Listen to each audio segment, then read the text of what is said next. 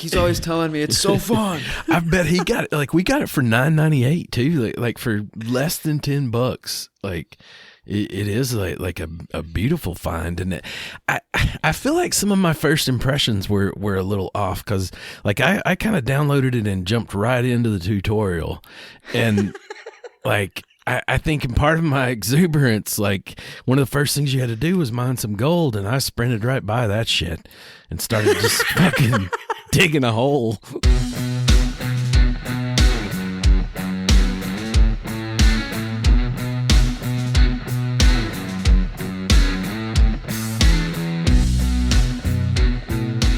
Welcome gamers, non-gamers, PvEers, PvPers, and even NPCs. This is New Wave Gaming for rock and stone. ChukTomahawk, what's going on, man? Oh, man. Just hanging in here, man. How's it going over there? Pretty darn good. And, you know, it's a pretty festive weekend down here in Mexico, Semana Santa. Feliz Semana Santa a todos los que nos escuchan aquí en Mexico. Oh, yeah. And yeah, happy Easter weekend, everyone in the U.S. and around the world if you're celebrating. Heck yeah! What? It's like 420 is aligned with Easter. Like, what does that mean? You're right. Whoa, dude, you're right. Whoa, for rock and stone. I see what you did there. Nice. Oh man. Yeah. Fuck, man. I'm gonna be on the lookout for the Easter Bunny out there. Hopefully, all that good stuff going on this weekend. There's supposed to be a festival kind of up the way here in Virginia. I might try to get to, and yeah. Hell yeah. Maybe color some eggs. Oh, there ain't nothing. I'm not going to be doing nothing but relaxing and gaming, man, because you made a recommendation for Deep Rock Galactic, and I have not been able to stop playing this game, man. Nice. I think I'm addicted. We definitely need to give a shout out to, let me make sure I get his name right here. It's Not So Good 09090. Shout out to him. He kind of commented on another video we had about possibly the Helldivers episode or something like that, and kind of wanted us to take a look at it. And I looked over and it was on sale, and apparently at some point it was free. Because like you had the foresight to snatch it up when it was like free 99. I have a snatching kind of personality, man. My policy is if it's on the monthly PlayStation, shop, the monthly drop they do where you can get like three games for free. It comes with the subscription, free. Yeah. But dude, my policy is. Get it, just throw it in the library. You never know, unless it's something that's like very obviously like, okay, I'm never gonna have any interest in playing this. My policy is grab it. So when you said hey, let's check out this game, where did Not So Good hit us up on the TikTok, right? He did. I think, like I say, I think we had like a video, kind of one of our other episodes, and it was kind of giving us some positive review there, and also, said if you guys, get a chance to check out this game, and obviously was something he was enjoying, and man, we've been kind of enjoying it too. It sounds like you and Pepe Tortilla have got a little more time in than I have, but we got to do a little mine in there one day. Oh man, Not So Good. Thank you. Such an amazing game, and I totally recommend it to anyone tuning in. It's a fun one, and we did get some mining in because it's where do we begin? For rock and stone. I feel like I never say the word dwarf right. Like I feel like I'm adding something to it that's not there. Dwarf. You don't see DW like too often together in a word. So that's a. Let me bring up some. What the heck's dwarfs? Going on here? I always want to say too, like, it's dwarves, right? Yes. I'm trying to find. Here we go. It says Deep Rock Galactic is a cooperative first-person shooter video game developed by Danish studio Ghost Ship Games and published by Coffee Stain Publishing. Deep Rock Galactic was fully released on May 13, 2020. Wow, so it's coming up on its 5th year anniversary, it looks like, for Microsoft Windows and Xbox One after its early access release in February 2018. Wow, so 2018. We've been playing it on the PS5, but it's pretty much on everything out there, almost. I want to say it hit the PS5 like 2022 type time frame, and when it was very first released, it was free. That must have been when you picked up on it there. Coming out, they were trying to get some traction on the other platforms, it sounded like, and kind of went from there. And you mentioned Coffee Stain. I kept seeing that like when we were loading in the game, and I was like, where have I seen that? And come to find out, like I think the next game they made was Valheim. They weren't the developers, like they're a publisher, I guess, or whatever. But Coffee Stain was involved in Valheim, and that was in the load up screens of Valheim, and I was like, I figured it was some mobile game or something. I used to play this game. What was that game called? It was like a dinosaur game, like kind of Tetris style game. I forget the name. Oh, I think I had Dynamite is what it was called. Yeah. It's fun as shit. Yeah, if you ever get a chance, check that out on your phone. I will. Yeah. Note taken. Dynamite. Yeah. Man, so yeah, this game is cooperative first-person shooter and a multiplayer.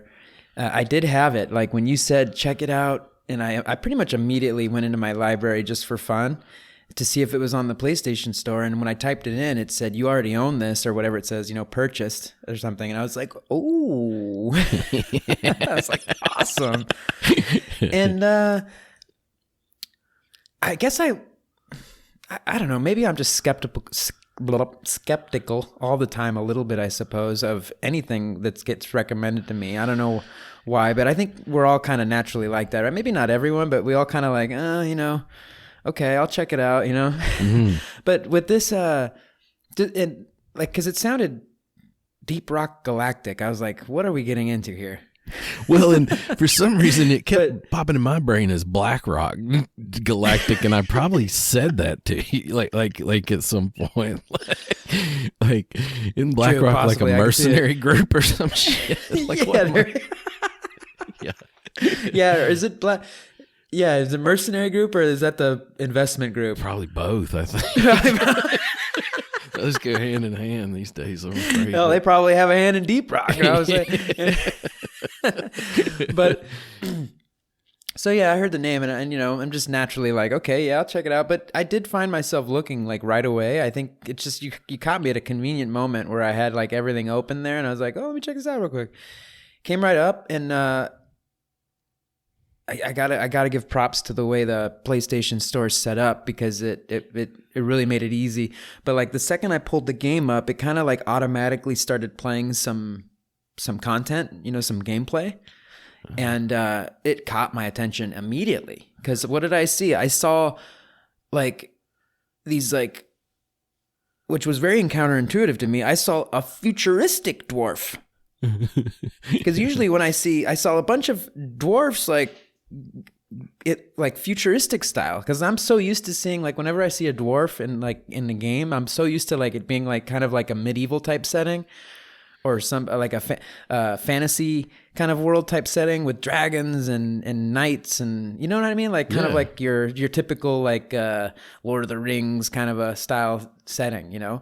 And here we've got this, what I believe is procedurally generated, like really interesting type of graphics, like setting with up to a team of 4 dwarves. Mm-hmm.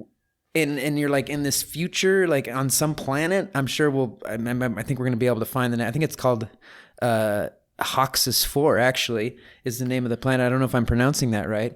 And it's super futuristic. Uh-huh. and it's just another one of those games, and we can break this down, but dude, it's so much like fucking, like it's got so many ingredients or characteristics from other games. Mm-hmm.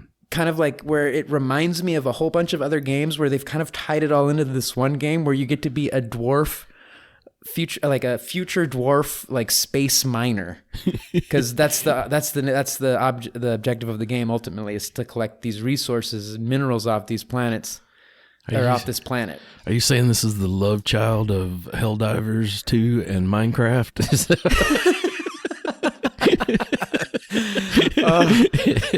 You're gonna hear me say throughout this episode a number of times, for rock and stone. How about the soundtrack? Like, you hit us with that on Spotify. We were like, whoa. Oh, dude, what a soundtrack. Yeah. Its OST it's right up my alley, because it's kind of got this, like, it's kind of like synth wavy, but kind of a slow sci-fi synth wave kind of a vibe, dude. Just kind of like a Total Recall kind of like cyberpunkish kind of. I don't know, man. I don't know. I've got 16 hours into this bad boy.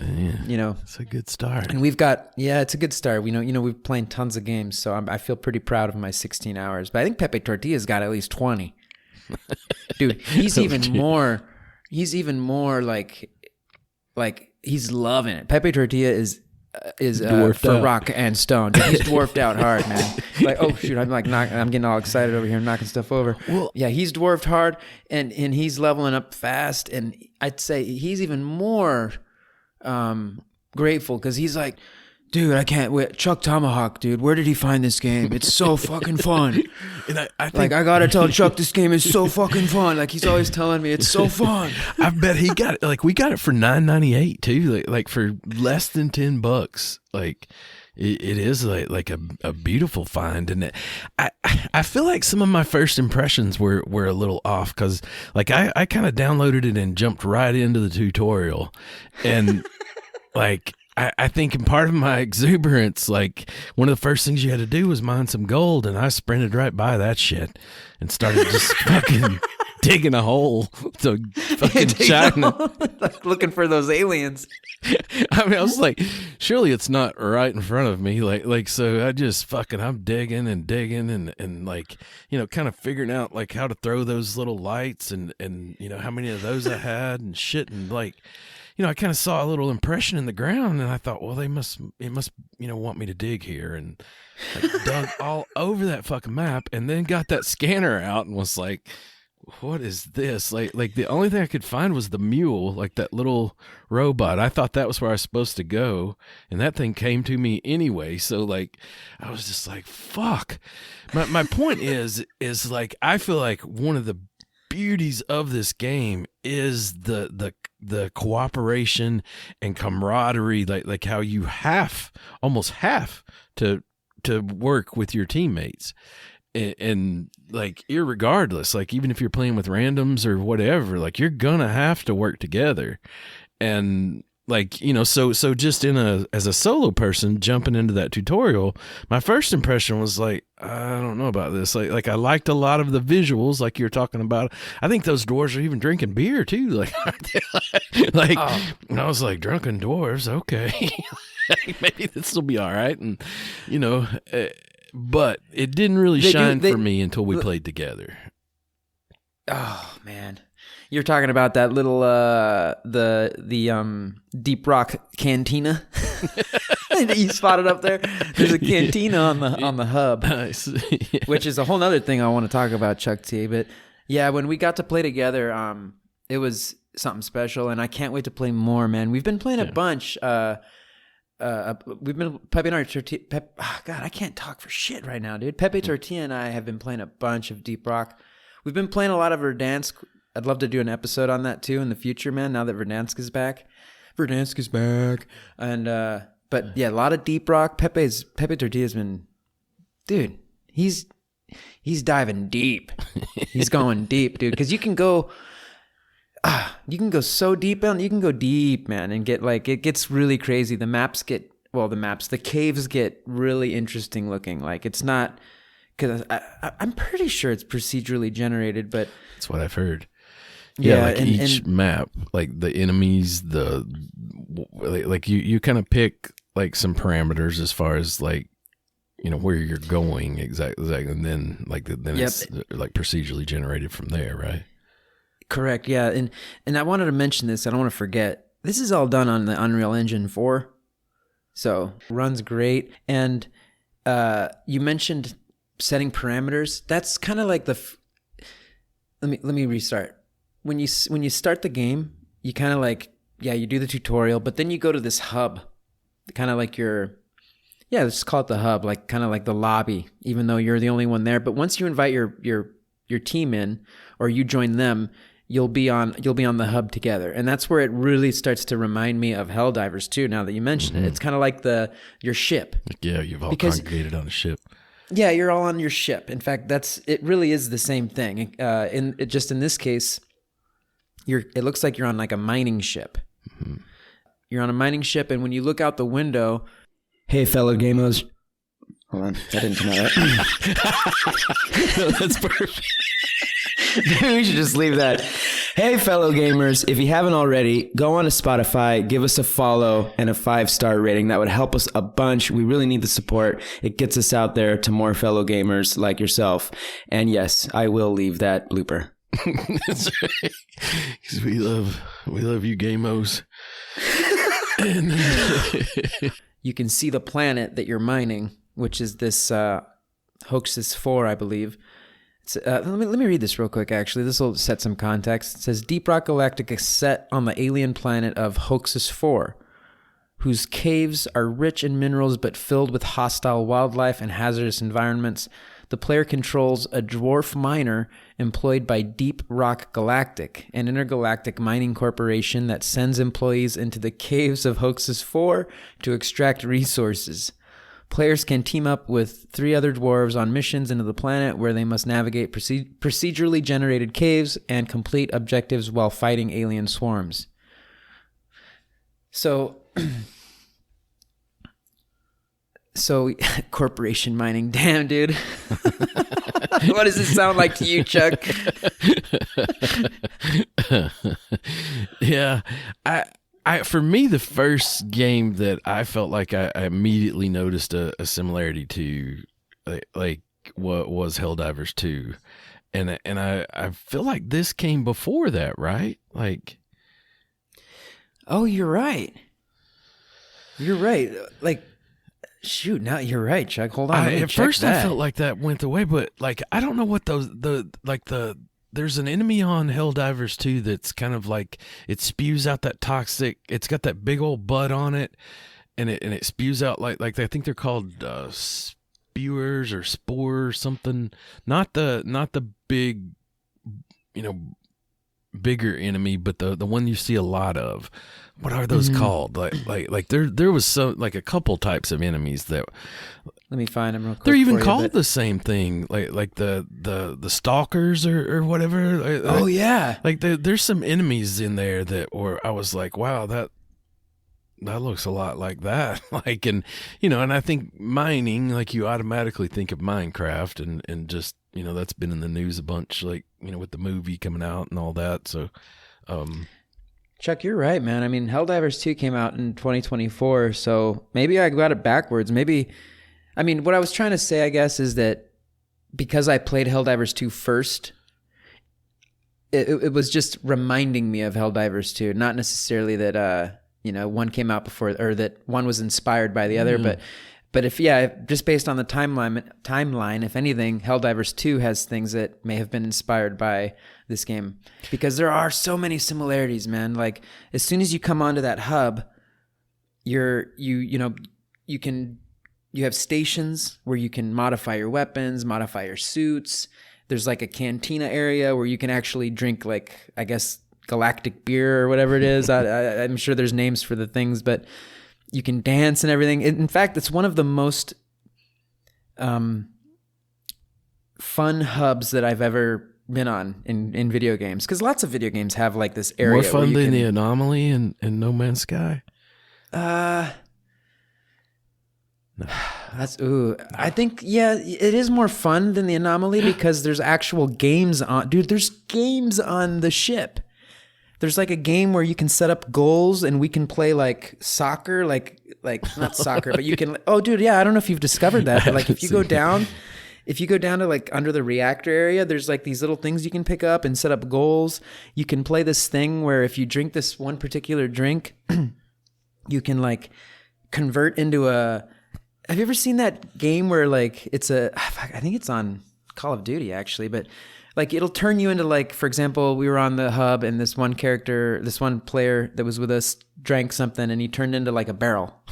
And then he went and he had like a certain amount of time to go hide on the ship. Okay. And then we had to go find him and like shoot him or discover which one he was. There's It's a so version fun. of Call of Duty that's kind of like that I see people streaming. God, what is that called? Prop hunt, I think. Prop hunt. Yeah, there's a prop hunt. There's a prop hunt on the hub of Deep Rock, dude. Because that's the vibes I get. I feel like it's a cross between hanging out on someone else's spaceship in Helldivers and the anomaly on No Man's Sky, which I really like. I love the anomaly on No Man's Sky. I definitely, it's good. The vibes are good there, yeah. Yeah, you see people dancing together, and you hear stories of people like handing, resources over for free and all that kind of thing. But yeah, and ultimately, to be fair, like I never came into the Helldivers games until part 2. Like maybe part 1, was made before this, so. I know it was more of like a top down perspective and the enemies look a lot different. I've seen a few people that streamed that the original Helldivers 1. But yeah, I can't remember the enemies being exactly like that. You're looking at them such a different way. Mm-hmm. Some of the enemy types in here are like the Glyphid. You can see we got elite enemies, Glyphids, Kronars, Nayakas, Deep Toras, Korlocks. We've got, there's so many different types of enemies. We've got spawns, swarmers, exploders, web spitters, grunts, acid spitters. There's all types, man. There's, I think that acid spitter. Stalkers, the Glyphid stalker. Yeah, they look just like, and sound very much like those. And, not in a way where I'm like, oh my Lord, they should sue them or something, but you can, you can see the inspiration and kind of the vibes of it. But I loved, like I say, like the different abilities, like how, like my character could set up like a grappling hook, not just like, I think one character has its own like personal grappling hook, but I can set up zip lines, and like they help you out. And like, I think Pepe's character is really good at drilling. Like, so instead of us like hammering our way out, like we can just get behind him. Like I love how, it's just meshed together. Like, dude, there is a really good balance to the whole gameplay and the characters with the enemies and the character abilities. When we say characters, we're talking about the dwarves here, which are 4 different types. You can get a driller, an engineer, a gunner, and a scout. I've only really played the gunner, and which one of you've been working with the most? I've been working with the gunner too, man. I've been maxing out my gunner, and then I think I might go over to.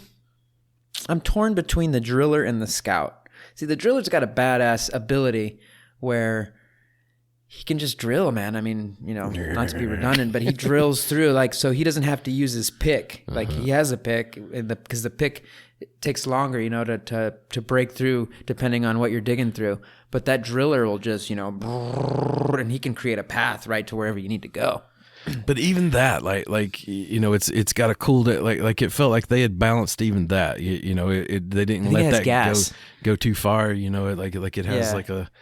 Like, cause and then like we're kind of like keeping the enemies from coming from behind, like as he's doing the drilling, like it just really amazed me how, like the co-op wasn't just like, hey, I've got somebody to help me finish off these enemies. It was like, like you needed each other's help and had, a moment for each one to shine. 100%. And, yeah, I've been working on my gunner, and the gunner's the one that has that zip line thing. which comes in real clutch. It's like every dwarf has an ability that can save the team in a crucial moment, kind of a situation. You know what I mean? Like just like you said, like everyone will have an opportunity to really shine with their dwarf in a moment of need. You know, like there'll be times, like I remember I got stuck in a hole, I couldn't get out of there. And it reminded me, actually, when you just now where you were saying, I don't know if I want to play this alone. Like that kind of reminded me of when I was stuck in that hole. Because if Pepe Tortilla and the other teammates hadn't been there, I think you were playing with us that session. I wouldn't have gotten out of that hole. I wouldn't have got. I was out of zip lines. I didn't have any. What's it called? Nyrate. Forget the name of the resource that you need to get in more. If you want to call in more ammo, more health, more resources, like a resource pod, you need to have enough of this specific mineral that you mine to be able to call it in. I think it's called like, oh man, my stomach's growling. I hope you can't hear that. But so yeah, we didn't have. I was stuck, so it was great to have the driller to carve a path out of that hole that I was stuck in. Nice. So that was cool. But, you know, I haven't messed with the engineer and I haven't messed with the scout too much, but I have seen some of their abilities. Yeah. And, you know, this game has everything, man. Everything you could want. It's so entertaining and fun. It's so satisfying. You know, you get your, you have your space rig, which is your hub. That's the space rig where you're hanging out, you know, just orbiting this, what's it called again? Hoxus 4? Sounds right. Let's just call it, yeah. And I keep losing the information here. Hold on. Go ahead. Yeah, I just wanted to, you have equipment, missions, resources, perks, accessories. You got armor paint jobs, weapon paint jobs, weapon frameworks, and you have a pick, which is like your main tool to harvest the minerals. And there's assignments, promotions, a whole bunch of different features, events. You get oh man, it's really fun. It has like everything you could possibly want out of a game like this. And yeah, but anyways, what were you gonna say? One of the parts I really enjoyed that I didn't necessarily understand what the hell we were doing was when we were setting up that like mining equipment that you could kind of like ride on the rails of it was almost like so much fun, dude. Like a Tony Hawk like like what am I doing, a board slide here?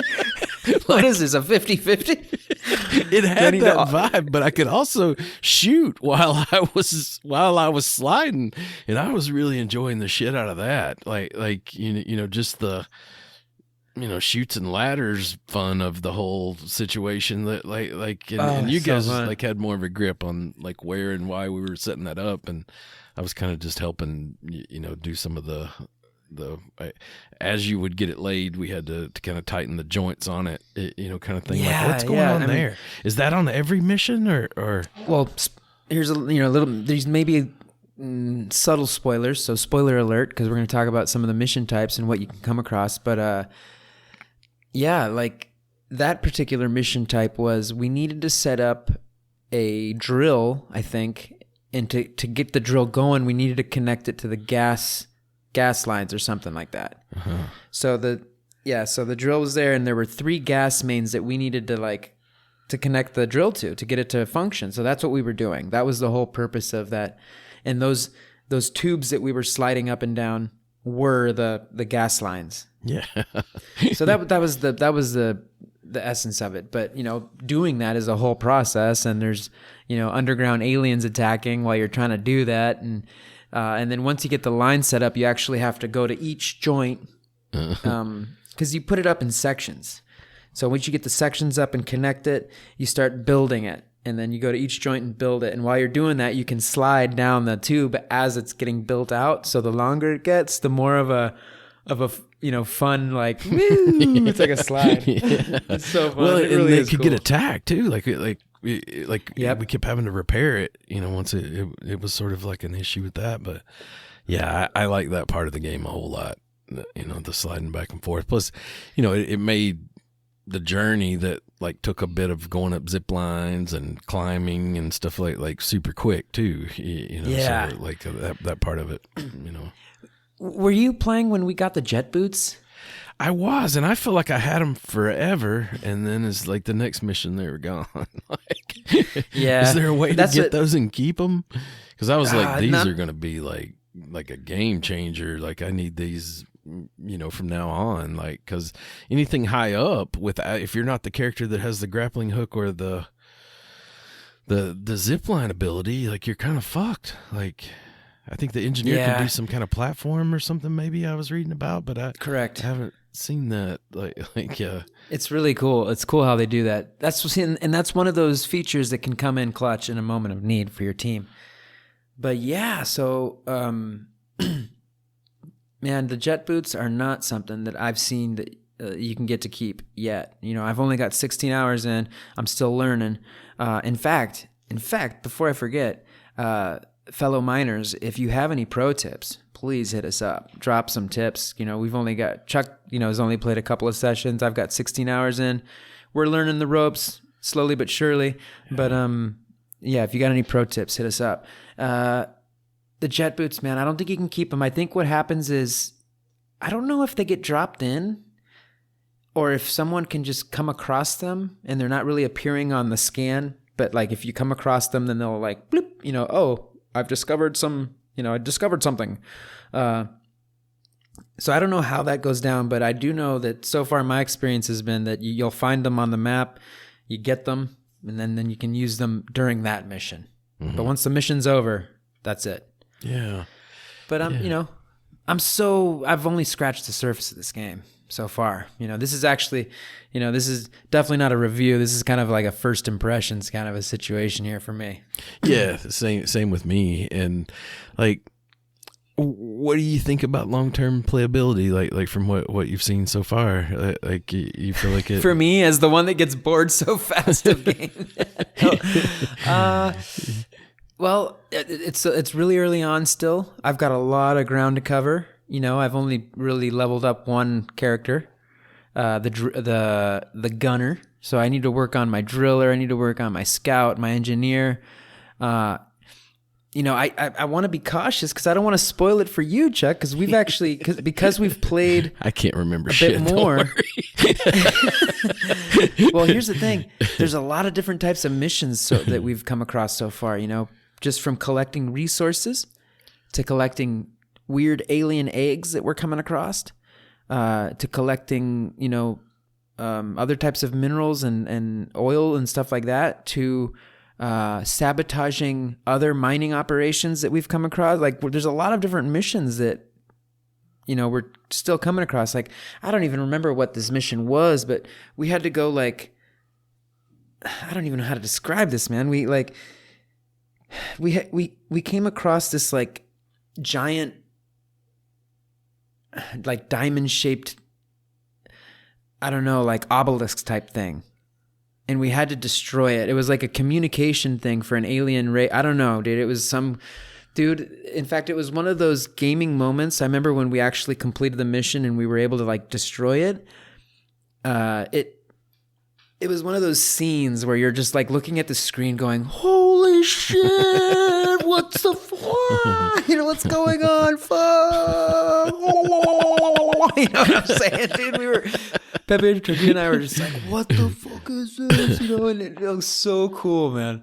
And I don't even know how to describe it. So I know that probably just seems like, what? But yeah, it actually reminded me a lot of the Atlas in No Man's Sky. It was like this huge thing that we just had to keep, just, you know, with our guns and stuff, just becomes a total, like, you know, machine gun fest in there. Just, you know, yeah, the gunner's got a minigun, like from the word go, yeah. Right? Yeah, and I've got mine leveled up. And I made my character so that he's sleeveless.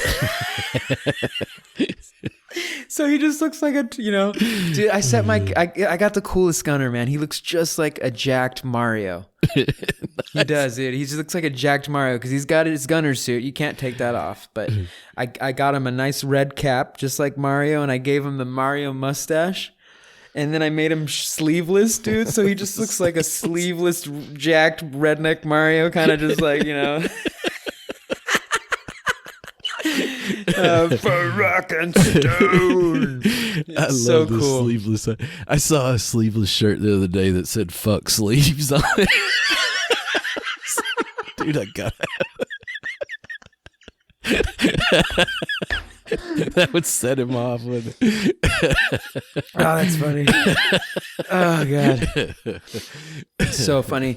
Oh, and yeah, so I'm loving it.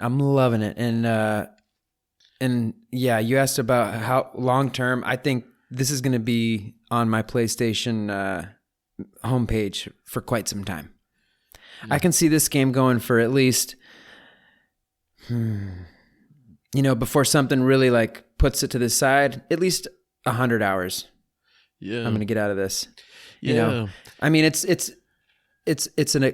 that might be. I'm being reserved with that number. I'm going to say 100 hours, but it has the potential to go up to way beyond that. We'll see, because it looks like this game it drops seasons. Like I think season 5 is coming up or something like that. I think I saw there. I might be wrong. So this is kind of like, this game is still growing and evolving. Mm-hmm. It's organically growing and everything. It's not set. And, you get to this point and it's over. You can do a lot with a procedurally generated video game. Yeah. Yeah. Like stopping points are something interesting to me. Like I feel like just kind of watching you, like you mentioned, you get bored with them, but it's more like something else comes along than like any like specific complaint about what you're doing. I know right, competitiveness, like thinking of Helldivers 2 or something, like we did, several of those missions like got repetitive or whatever, but it seems like more or less like something, interesting comes along. And I think for me, there's a little bit of like, but I gotta get, gotta finish getting the silver pick, and I just can't let it go, and like you're more able to be like, yeah, I'll come back to this, and yeah, it's not like you say I'm not coming back, or whatever, but I think for me it's like a fear of like if I get out of this, like I'm not coming back, but anytime soon or anything like that. That might be something we could do an episode on. That'd be fun to talk about. And we've talked about video games, like that noping out like moment, when like things scare you, yeah, just far as more like playability and what keeps a person in a like a sort of the same game. Because I have some like retain ability that like I just can't shake sometimes, that isn't necessarily based in fun, I don't think. Well, with Deep Rock, it's got me for now, and I'm not going anywhere. My 2 top games right now have been Deep Rock and Warzone, Verdansk. Just to play Verdansk, man. I unlocked the Grau yesterday, finally. Nice. Yeah, I haven't tried that. Like it came out like they've brought the old map back. Is it there to stay? It sounds like, or I think it is, at least for this season, because I saw a thing. Not trying to switch topics here, but I think it's here to stay for a little bit, man. At least, so we'll have time to play it. Don't you worry about that. I was nervous for a bit because there was like this countdown where it said 1 day left. I was like, oh shit, gotta get the boys at that TV station. Which has been fun, but no, we're good to go. Another thing that we came across in Deep Rock, man, which was another one of those just like epic moments for me in gaming where I was like, what's going on? It was like we came across this sphere. We were deep in the planet, and we made it to the objective, and it turned out to be this crazy like sphere, dude, this like seed thing. I don't know how to describe it. And what we needed to do was we had to like call in a drill. We had to like call in this like special drill to break it open. So that we could take out the inside like nucleus of this weird seed thing, this alien core thing. I don't know how to describe it, man.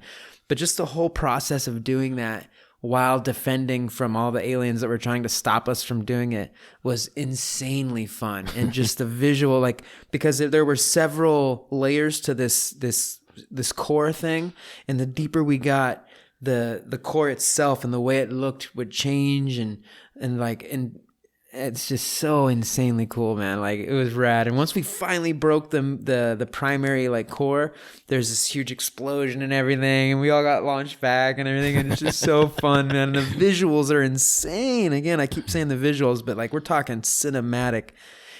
And it's not like if you look at the graphics of the game, it's not like it's like, oh yeah, this looks super realistic. It's none of that. I mean, you can tell it's, I don't want to say it's like what's the right wording? Like retro-y? It's not retro or like they're trying to simulate like an old school style or like a cubey type of. It's not like that. It's got, but it's very interesting graphics. Like, yeah, so like I feel like yeah, there's something about. Like, it doesn't necessarily have to be the highest quality possible graphics. Like, you can find sweet spots in there. And I think too, like, for me, I'm getting a little frustrated with like what's been going on in the Arc lately. Like, we went through that whole like I guess this Arc Ascended is kind of the Unreal Engine 5, but now they're talking about Unreal Engine 5.5. Like, that's supposedly what most of the people working on the Arc game right now are working on, and I'm like, didn't we just go through this? Like, let's stick with 5.0. Like I don't care, that now I can see another hair on this animal. Like, in the end, I kind of do. Like, I want it to be as realistic as possible, I guess. But, like, I think game functionality would override that for me. Trumps that for sure. Yeah. Like, hey, how about let's cover up all of the invisible holes that we can fall in. Yeah. Let's fix the fucking bow after all these. Yeah. Yeah. You kind of become aware of, like, you've just gotten over into that. And I think even, we talked about maybe in a future episode, we'll talk about Schedule 1. Like I've been playing a ton of that, and those graphics are not like, the most like groundbreaking graphics, but they just found some sweet spot, like where it's kind of cartoony, but it's not it, and it has this Rick and Morty vibe. I don't know. I've never been a big Rick and Morty fan, but like I've watched a little bit of it to know what they're talking about, and yeah, it doesn't necessarily have to be the most complex thing, I guess is what I'm saying, and it looks like that's the same with this game, like it's on Unreal Engine 4, but like you're having these incredibly cinematic moments that like, dude, like with Deep Rock, with Schedule 1, with games like this. I'm trying to think of another example because there's plenty. I mean, plenty. I guess we could even go to the big leagues, like think of things like Minecraft and stuff like that, where the graphics are just so basic, but they complement the game itself. Like and to use an example, I would say like where otherwise, like if the game, like if Deep Rock had realistic graphics, I don't think it would be Deep Rock Galactic anymore. Like it wouldn't. You know what I mean? Like, I don't think it would be what it is. There'd be like a part of the tongue-in-cheekness of it, the for rock and stuff, that part that would be like ruined somehow. Like none of that would make sense anymore. Yeah. Like, it's actually kind of weird. Like, actually, it turns out mines are just nasty places that like you die with black lung. Yeah, exactly, Chuck. Yeah. Because the scenario is like, I guess we could have done. I should have done this from the top, but like, when you start a mission, you're going deep down into a gnarly deep cavern type situation of a alien planet.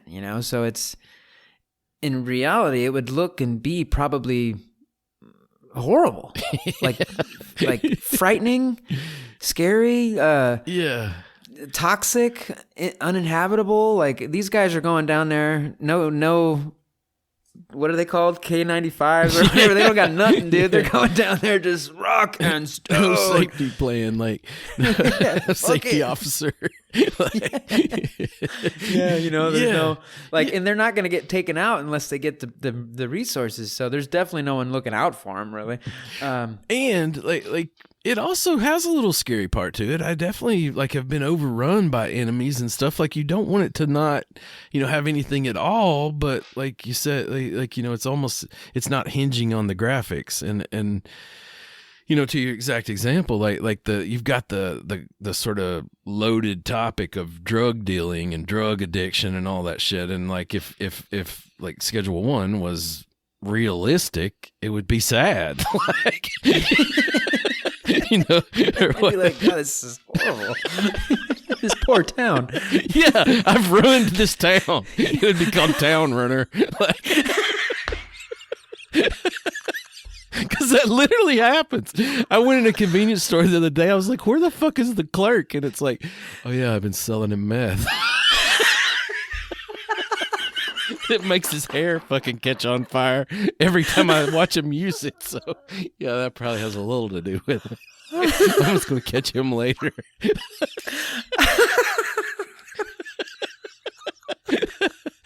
I'm going to timestamp this for when we do our Schedule 1 episode.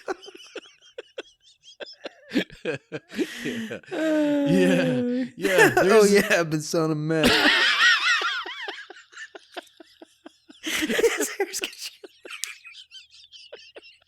I was like, this is inappropriate. Like, no, this totally checks out. But yeah. Sometimes they can't be realistic. Yeah. The graphics, they need to not be realistic. No, you need that. That cartoon is like what makes it okay. Mm-hmm. And like you said, it complements the game. Hey y'all, it's Chuck T. I don't know how, but here you are listening to me. So this is your call to action. Need you to hit the social medias, the Facebooks, the Instagrams, the TikTok, and put in @NWG Podcasts, and you'll figure out what we've been doing lately and what's going on with the podcast, and that'll link you up and maybe get over there listening to it out there on Spotify and Apple and those kind of places, wherever you listen to podcasts.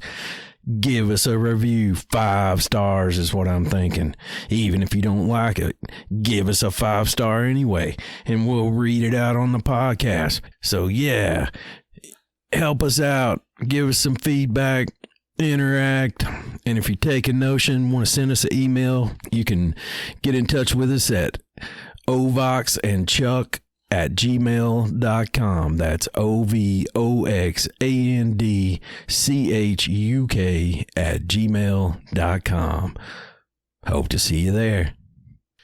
It takes that sad topic and makes it kind of funny and interesting because it's a cartoon. Yeah. Another way, I backtracking a little bit, where I was talking about how it reminds me of Helldivers 2 is like, what caught my eye with Helldivers 2 is how they took these elements that we've also had kind of noticed with what was the name of that movie again? I'm spacing out. That reminds everyone of Helldivers 2, or Helldivers 2 is so much. What was it? Starship Troopers. Starship Troopers. Sorry, God, how did I forget that?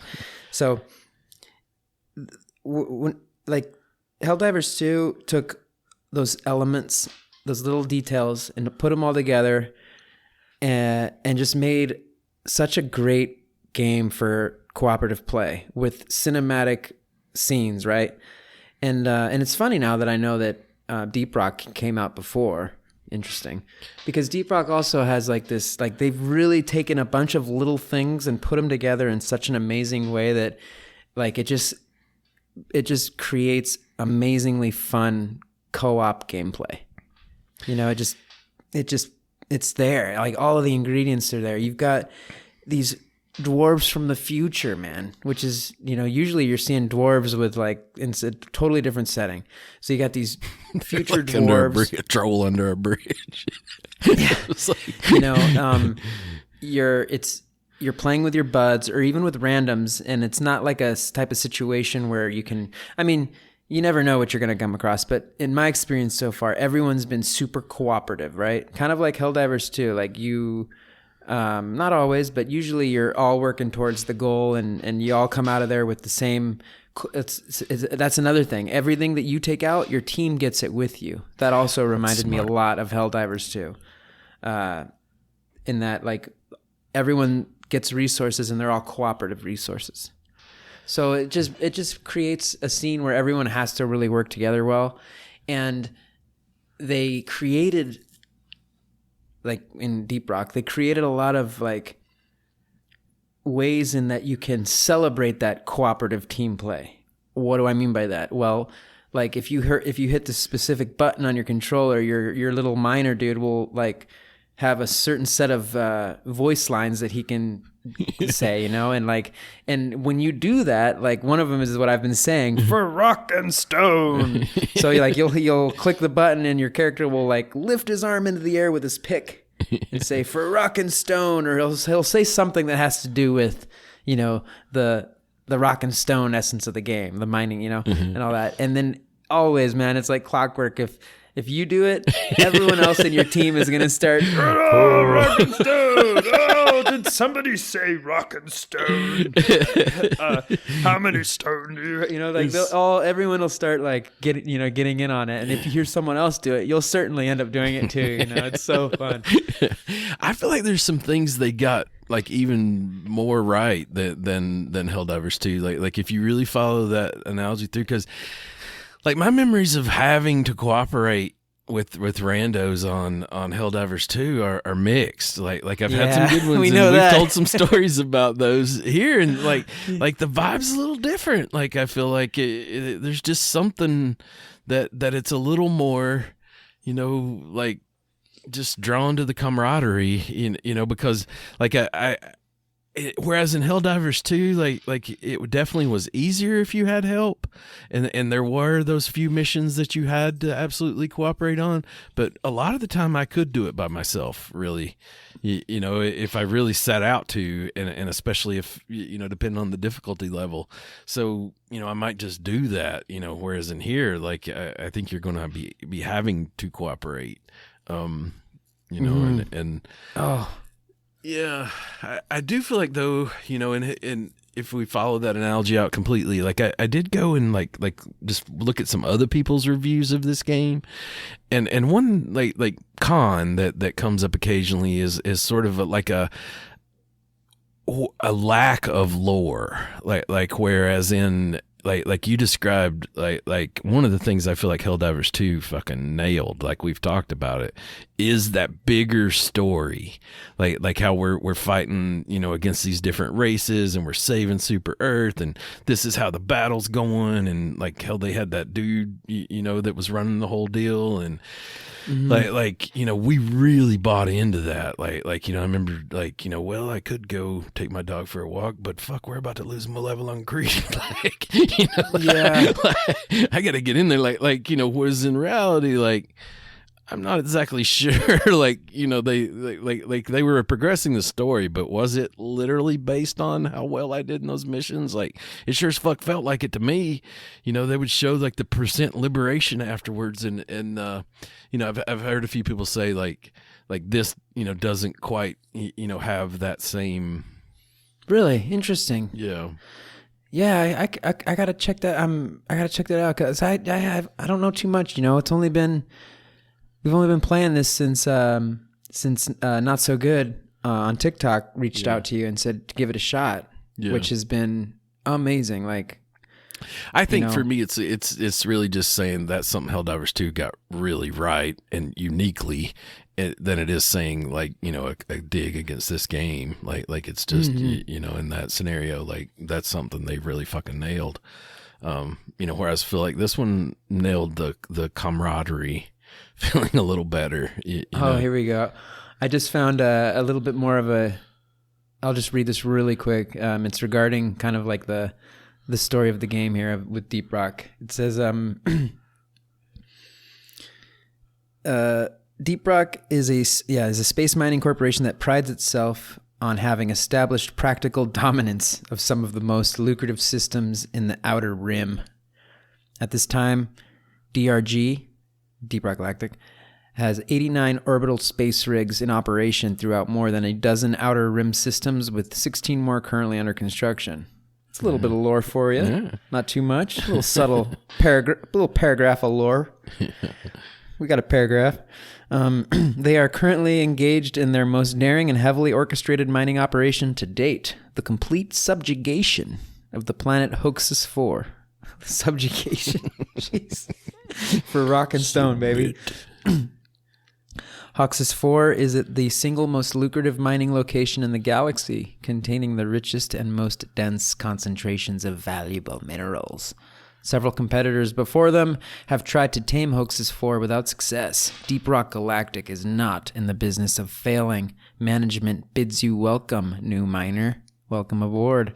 And there's more, but we can hold it off there. Yeah, because I feel like you can go too far with lore. Like, I feel like No Man's Sky might be knocking on the door of that a little bit. Like you know how, like, we'll be like, oh, have you done that whole thing? Like, you know, like, it involves like going to the center of the universe, 47 galaxies to get, like, a spell out the word, oh my God, and you know, like it is deep, like you know what I mean. I mean, it just like I could never sit down and explain it to you, like in a like what the Atlas is fucking doing and why, you know, I've gotten 47, you know, parts to mind wipers and and then all for someone to just like come out in like a Reddit comment or something to just say, you are the Atlas. Like, oh, that's all there is. Like, you are the lore. Oh, what? You know, it's fine. Artemis, like Polo. Yeah. Nada. Come on. Even when I'm doing it, I don't even pay attention. It's just like, I got to go back to there now. Like, okay. It starts telling you the story of whatever. You just spamming X. Yeah, whatever, Polo. Yeah, freak. Yeah, lore can go too far. Like, you want just the right amount of lore. And honestly, like, there's something fun about doing it for no reason at all to me. Like, dude, you know what I mean? It's just like, yeah, because I can, obviously. Like, totally. You know, kind of thing. But yeah. The dwarves too, I think, just add something to like, yeah, everybody loves a little, you know, something little. Dude, they're so fucking fun, dude. They're so cute too, and like the amount of customization looks pretty cool too. Like, you can really dude. We've seen some dwarves drop in with us. See that, man? There's so many little things that remind me of Helldivers, or that, you know, or vice versa, whatever. Like the whole dropping in pods, calling in resources in a pod. You know, when somebody joins you, that's a random, like they drop in on another in a pod. Like, it's just so many things. When you're on the space rig or the hub, and you go up to the center console, and there's like a planet. You know, there's like a planet beaming up, just like in Helldivers, and you go up to it, and it opens up a map, like where you're looking down at the different sections of the planet, you know, and like you choose, like, and the missions come in the same way. Like, it shows you multiple little different missions, and you pick one, and then you know, and you go up and you get into the pod. It's like, God, man, there's so much that's similar with Helldivers. Yeah, Helldivers 2. Yeah, I definitely feel that vibe as well. Mm-hmm. And it's just overwhelmingly fun. There's several levels of difficulty. You know, there's so much more. I mean, again, I've only got 16 hours into this bad boy. But what I can say is loads of fun, loads of replayability, especially if you can play with friends. Don't hesitate. It's worth it. Hell yeah. You know, unless it's clearly not your style of game, then fair enough. You know, that's also possible. Yeah. Yeah, that's awesome, man. Yeah, I'm excited to play with some more with y'all. It's definitely one I want to get more into. I've gotten into Schedule 1. We talked about doing an episode in the future of that, so hopefully I'll get that bug out of me soon. And hell yeah, that is funny because like Chuck's like, hey, you know, got a recommendation from a listener out there. She's like, you gotta play this thing, man. Get it going. And I'm like, you know, and I got it. And then, like, you're still selling meth to this grocery store guy in Schedule 1. Set his hair on fire. So addictive. Like, yeah, yeah, just your normal OCD type things, like gotta keep it all moving. Like, yeah, dude. Hey, those plants don't water themselves. No, sir. You got to put the Bud Blaster in. Yeah, but I want to get in there, and I want to get into Verdansk before that. If that does go away, like for sure, I'd like to get a shot back at that. But yeah, I'm glad this one's been fun for y'all, and I again thanks to not so good, like for killer recommendation on recommendation. that one. Yeah, and well, shoot. On that note, fellow gamers, if you do have any recommendations, never hesitate to reach out. You can, shoot us a message or something like that on all of the social media or to our email there. Chuck, do you have any final thoughts on Deep Rock Galactic? I know you haven't had a huge chance to dive into it, but is there anything we're skipping? Keep enjoying it. No, like I think I'm anxious to see what comes in the future for it, and want to learn more about the lore and kind of see where these seasons go. Hell yeah, and that's what we'll do, man. Let's wrap it up, and thanks for tuning in, everyone, and have an awesome weekend and an awesome Semana Santa or Easter. We'll see you in the next episode. Peace.